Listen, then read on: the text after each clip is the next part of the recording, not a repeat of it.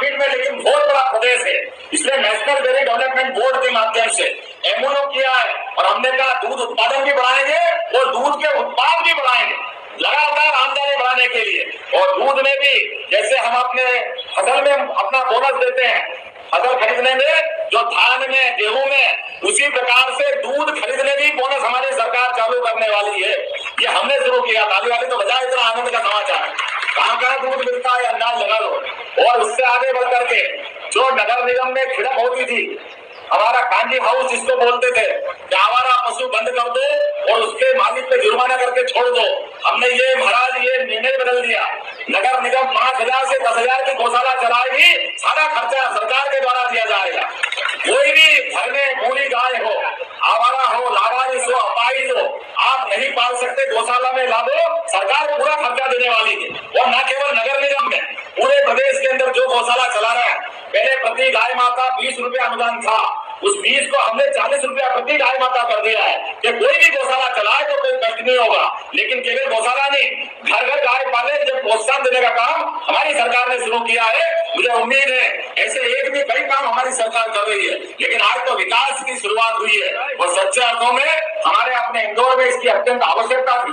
कुछ कारण से विलंब हुआ, लेकिन मैं मान के चलता हूँ कि हमने तो कहा कि नया एक सवेरा आया है। अब पूरा ब्रिज हो सकता है 4 भुजा निकलती होगी उन ब्रिजों की, तो 2 भुजा अगर हुई है तो कोई बात नहीं, लेकिन जनता की परेशानी को सबसे पहले हल करना है। हमने कहा जितना हुआ उतना खोल दो, लेकिन जनता को सुविधा दो। ये हमारा अपने सरकार का निर्णय है, ये हमारी पार्टी का निर्णय है, हमने सबने निर्णय किया। इसलिए आज सबसे पहले अगर ब्रिज दिया है तो बंजारा समाज के हमारे संत सेवालाल जी महाराज के माध्यम से ये ब्रिज की सौगात दी है।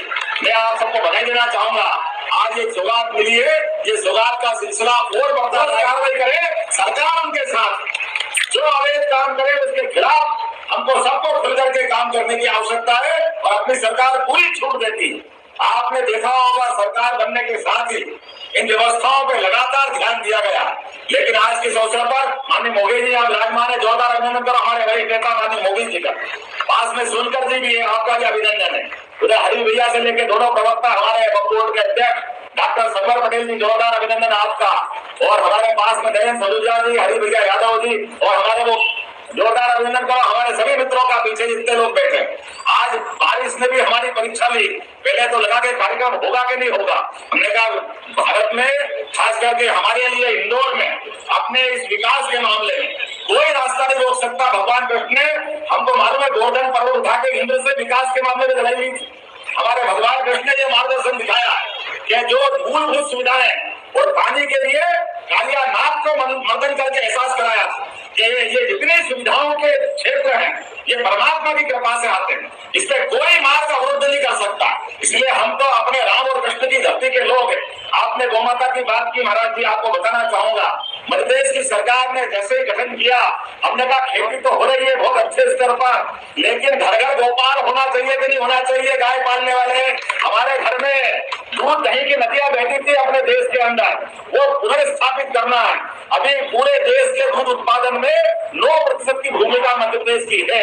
हमने निर्णय किया ये हम 20% ले जाएंगे, डबल करेंगे इसको, और उससे आगे जाकर के जो 10 से ज्यादा अपने पशुपालन दूध वाले लाएंगे, गौशाला जैसी घर घर गौशाला बने, उनको अनुदान देने का काम हमारी सरकार करेगी। इस व्यवस्था से हम जोड़ने वाले हैं। और जो गाय को पाल करके दूध निकाल करके अपना, अगर उसके पास पर्याप्त जगह नहीं है तो बछिया को उछेरे, और बछिया सरकार खरीद देगी ताकि वो अपना ये पशुपालन का प्रेम खत्म नहीं करे, लेकिन उसकी आमदनी बढ़ाना है। इसलिए सहकारी क्षेत्र में भी अभी हमने इंदौर, उज्जैन, भोपाल, ये सागर, ये जो दुग्ध संघ है जो प्रॉफिट में लेकिन बहुत बड़ा प्रदेश है, इसलिए नेशनल डेयरी डेवलपमेंट बोर्ड के माध्यम से एमओयू किया है और हमने कहा दूध उत्पादन भी बढ़ाएंगे और दूध के उत्पाद भी बढ़ाएंगे लगातार आमदनी बढ़ाने के लिए।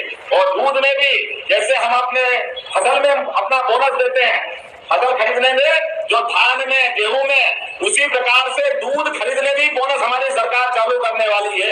ये हमने शुरू किया, ताली वाली तो बजाय, इतना आनंद का समाचार है। कहाँ दूध मिलता है अंदाज लगा लो।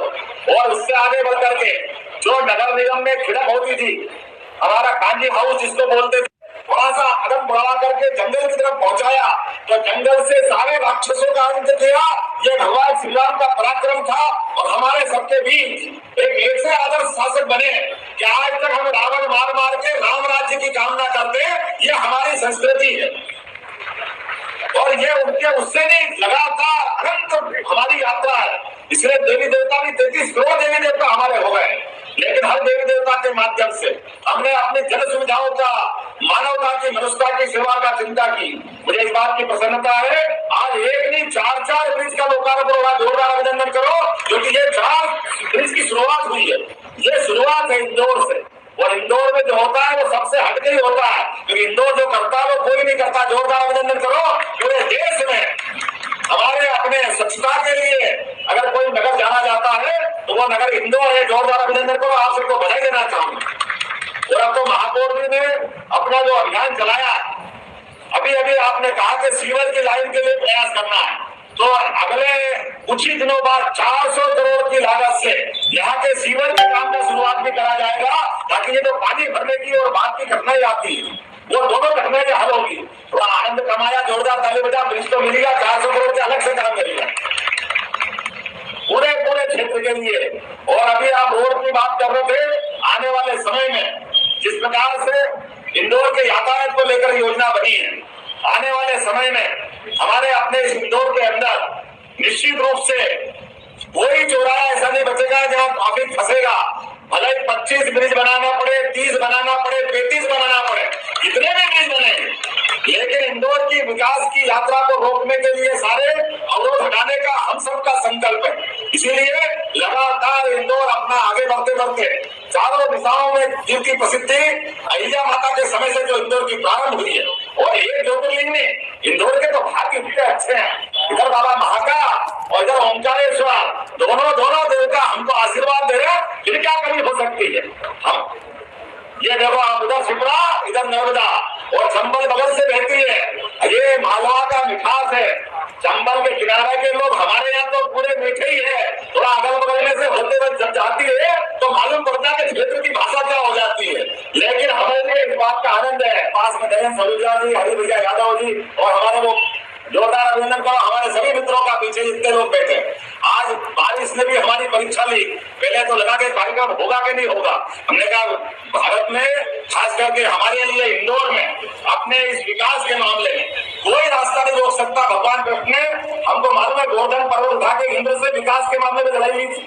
हमारे भगवान कृष्ण ने यह मार्गदर्शन दिखाया कि जो मूलभूत सुविधाएं और पानी के लिए कालिया नाग को मर्दन करके एहसास कराया था कि ये जितने सुविधाओं के क्षेत्र हैं ये परमात्मा की कृपा से आते हैं, इसमें कोई मार्ग अवरुद्ध नहीं कर सकता।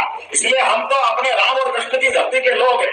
आपने गौ माता की बात की महाराज जी, आपको बताना चाहूंगा, मध्य प्रदेश की सरकार ने जैसे ही गठन किया, हमने कहा खेती तो हो रही है बहुत अच्छे स्तर पर, लेकिन घर घर गोपाल होना चाहिए कि नहीं होना चाहिए, गाय पालने वाले। हमारे घर में दूध दही की नदियां बहती थी अपने देश के अंदर, वो पुनर्स्थापित करना है।